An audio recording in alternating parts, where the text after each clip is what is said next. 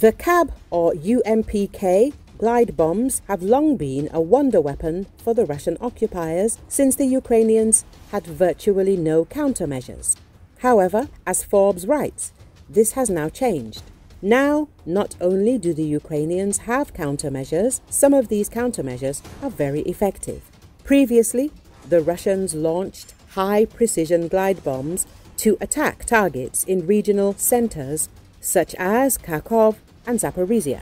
Narek Kazaryan, whose 10-person night watch team in Ukraine develops electronic warfare systems, told the publication, Night Watch's new Lima jammer is particularly responsible for the worsening of Russian glide bombing.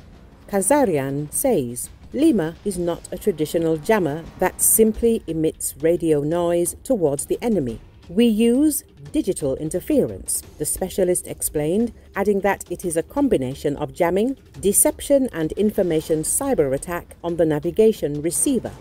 After the deployment of the electronic warfare system, the accuracy of the bombings first decreased, and then, realizing the ineffectiveness of this method of destruction and the impossibility of achieving the target, the enemy stopped shelling regional centers altogether, Kazaryan stated.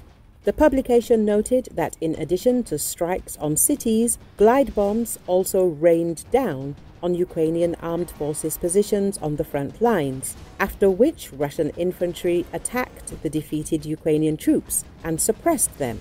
The tactics of the first bomb attack helped the Russians capture the fortress city of Avdiivka and then advance to the next fortress city of Pokrovsk.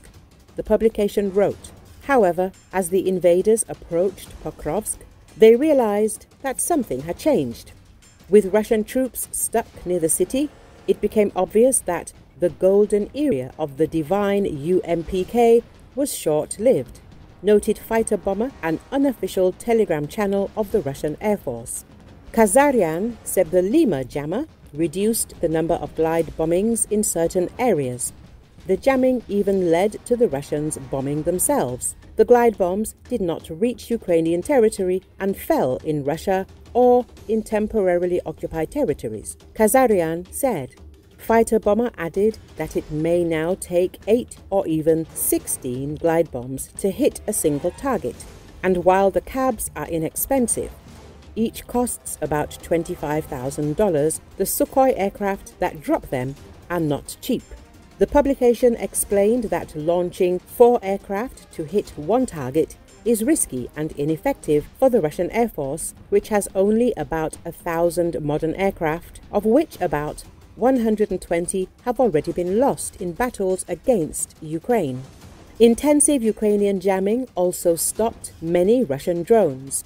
Night Watch's first efforts were aimed at the Shahidin. Of course, as the publication noted, the occupiers also jam, but their jamming does not have the same impact as the Ukrainian one. Many Russian jammers are poorly made and ineffective. Russian industry has not yet been able to develop countermeasures, the publication stated. Journalists said the occupiers were trying to switch satellite-guided munitions to new frequencies and were also adding antennas, sometimes tripling the number of antennas to 12 instead of the usual 4. But Ukrainian forces recovered equipment from some of the modified drones. Night Watch examined the wreckage and then reworked the Lima jammer and its deployment plan. Kazaryan said, a new type of antenna was studied. A mathematical analysis was conducted and the calculation of the location of the electronic warfare systems on the ground was made, the specialist said.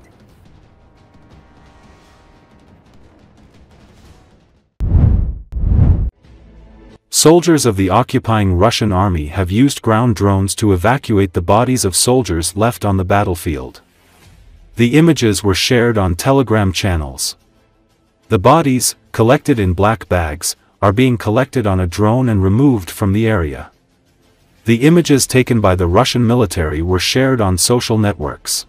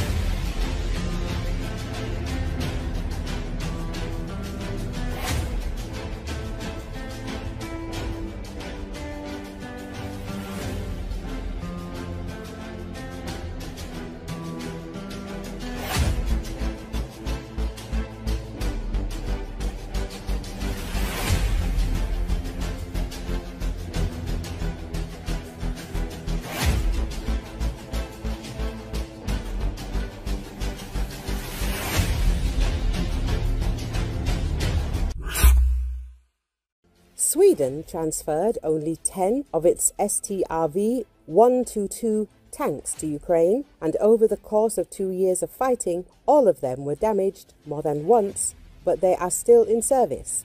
The 63-ton four-seater tanks are similar to the German version of the Leopard 2A5. Forbes reports, the tank's ruggedness is a testament to Germany and Swedish engineering, as well as the courage and ingenuity of Ukrainian engineers who must tow damaged tanks off the battlefield for repairs. Recently, one of the Swedish tanks was featured on a Ukrainian Army TV channel. All remaining STRV-122 tanks are in service with the 21st Brigade of the Ukrainian Armed Forces, which also fights with Leopard 2A6 and Leopard 1A5. Since August 2024, the brigade has been fighting in the Kursk region and most likely left the territory of the Russian Federation at the beginning of this week.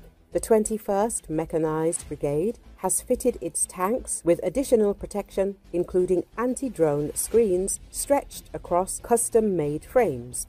They need frames, the brigade tanker told Army TV. There is not a single tank in our battalion without them. The add-on armor works. One up-armored Leopard 1A5 recently shrugged off 8 Russian drones before 3 more finally immobilized it. The toughness of Ukraine's German-designed tanks helps explain why these vehicles no longer top the list of Ukraine's equipment needs. Of the 259 STRV-122s, Leopard 2A6s, Leopard 2A4s and Leopard 1A5s, the Allies have pledged since 2023. Most have been delivered and just 30 or so have been destroyed. Ukraine also got, or will get, modern tanks from the United Kingdom, the United States and Australia. No, what Ukraine needs is drones, defences against drones, long-range air defences, artillery shells and, more than anything else, a more robust and fair mobilization system to replenish its depleted infantry battalions with fresh troops. Not long ago, a Leopard 1A5 repelled an attack by 8 Russian drones before being immobilized by 3 more drones. Analysts say that of the 259 tanks that Europe promised to deliver by 2023, the enemy has destroyed only 30 units during this time. Ukraine does not currently need tanks, but it does need air defense systems, drones, anti-drone weapons, and artillery shells.